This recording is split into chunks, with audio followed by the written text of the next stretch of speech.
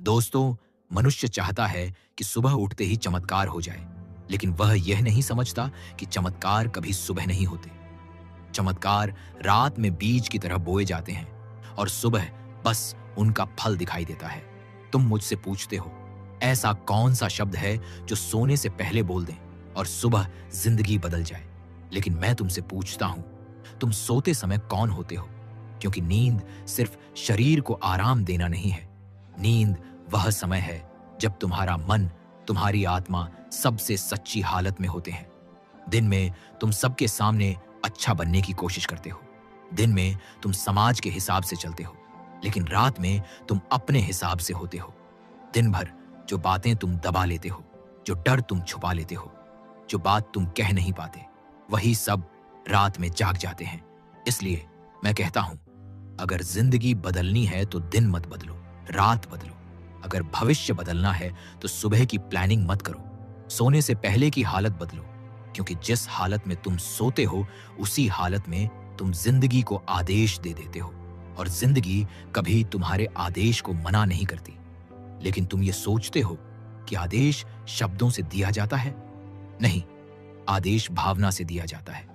अगर तुम डर में सोते हो तो जिंदगी से कहते हो, मुझे और डर दो। अगर तुम कमी और अभाव में सोते हो तो जिंदगी से कहते हो, मुझे और खालीपन दो। अगर तुम शिकायत करते हुए सोते हो तो जिंदगी से कहते हो, मुझे और दुख दो। फिर सुबह उठकर कहते हो, मेरी जिंदगी ऐसी क्यों है? जिंदगी तुम्हारे साथ कुछ नहीं कर रही। जिंदगी बस तुम्हें सुन रही है। जिंदगी बेहरी नहीं है, लेकिन वह शब्द नहीं समझती, वह भाव समझती है।